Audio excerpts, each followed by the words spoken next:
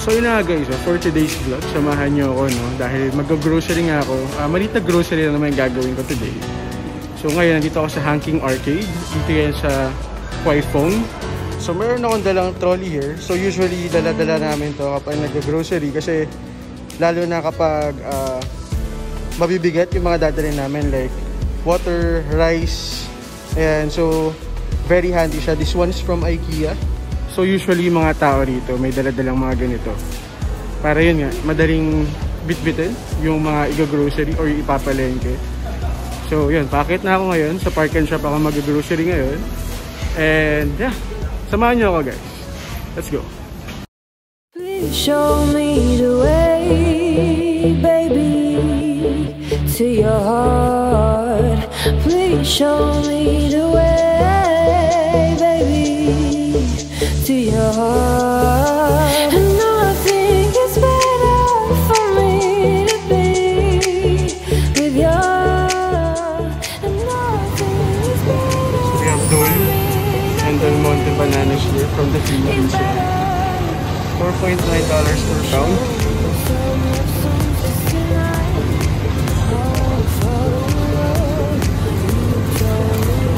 Also some fruits here, apples, oranges.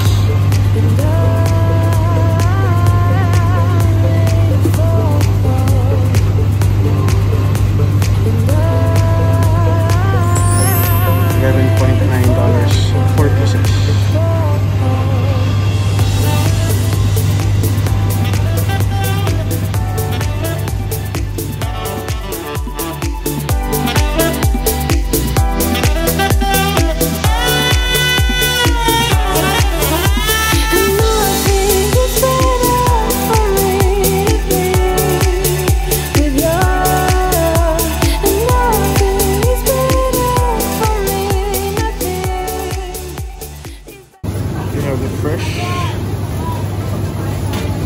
Poultry and meat products as well.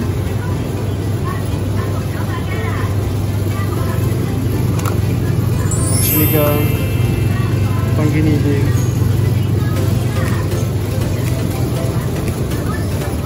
and chicken.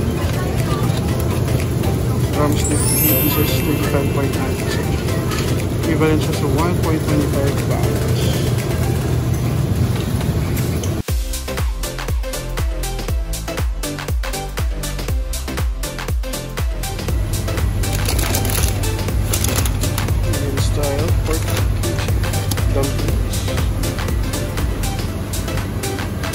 Iba't ibang mga dumplings to guys.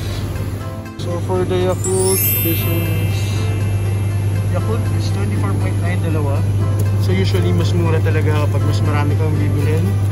So syempre for the live lactobacillus shirota strain fix, meron tayong Yakult din. So for now, isa muna bibilhin. There are different kinds of bread over here. Pero namimiss ko talaga yung Pinoy taste at saka pandesal eh. Kaso wala rito. So we have oatly here, 32.9. Kaso hindi ito yung barista version. Kaya kahit i-froth mo siya or meron kang frother, hindi siya magiging frothy. I mean itong milk na to. So anyway, this is the one that we usually buy.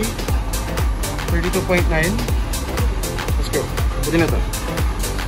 There are different kinds of beer here. So these are the beers guys.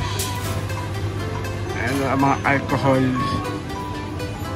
So meron silang Sunmig dito. $65 for 12 cans. Kaso mas gusto ko pa rin talaga yung pale pilsen na nasa bote. Kasi iba talaga yung lasa. Iba yung tamis.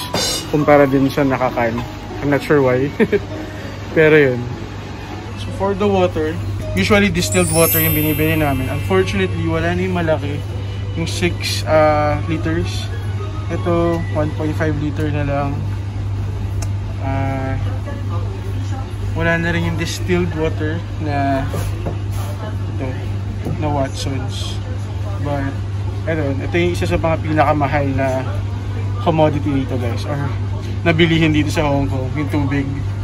Like kung makikita nyo, usually yung price range. So So wala na rin yung 4.5 liters na Watsons na distill. Mahal talaga yung tubig dito sa Hong Kong.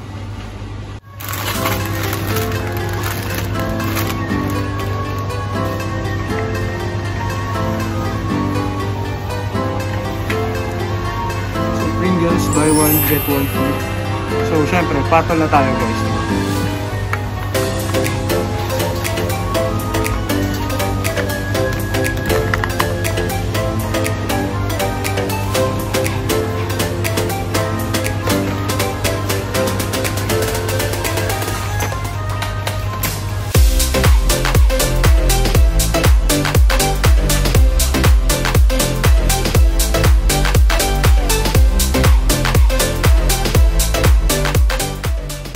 Gusto na rin yung mga chocolates ngayon, pampamigay, dahil nalalapit na ang CNY and Valentine's Day. So, daming chocolates. As you can see, yeah, pang CNY yung design. This one, $48. So, for the chocolates, usually hindi kami rito bumibili. Kasi mas mahal dito sa Park and Shop.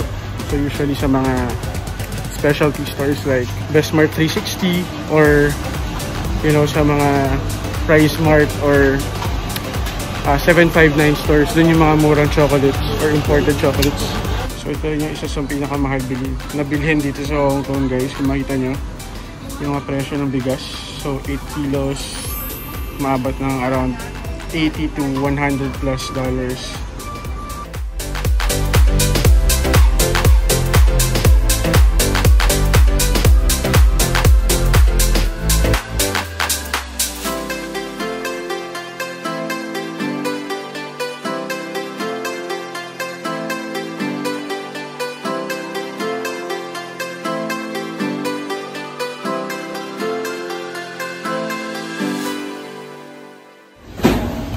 For the cola, soda, $38, 12 cans.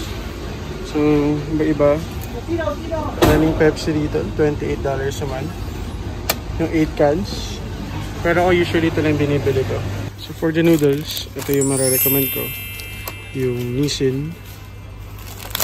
$10 nga lang. But 2 servings na to. So, ito yung usually na binibili namin. Then, actually ganyan naman yung price range, $5. Pero yun nga, masasuggest ko mas maraming bilhin para mas makamura. So marami palang flavors to. So ito, masarap to. Spicy oil. $32, 8 pieces. Wala ba sila yung naka ano na? For the spicy oil.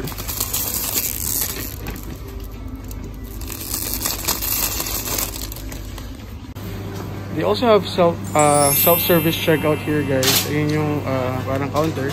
But unfortunately, hindi ako pwede doon dahil gagamit ako ng gift cards or gift coupons for this. So these are courtesy of our company.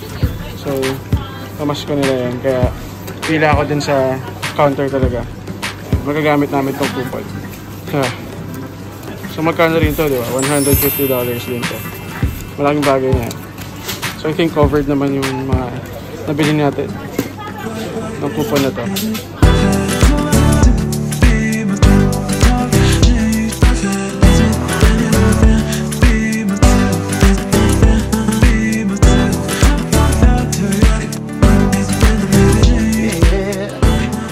So there you go guys, so pagkasya ko na lahat dyan. So hindi ko na kinailangan bumili ng plastic dahil nandiyan naman na lahat. Okay na yan, and nandiyan na rin yung bigas. So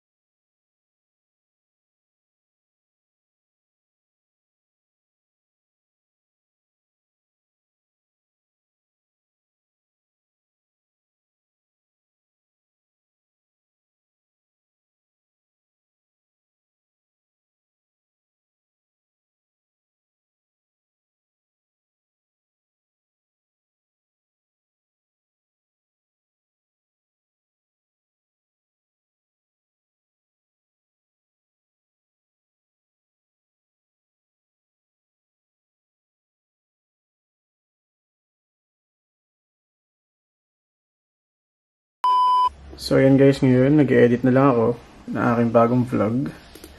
So this one is our vlog nung nanood kami ng Spider-Man. So yun, medyo matagal na yung vlog na to.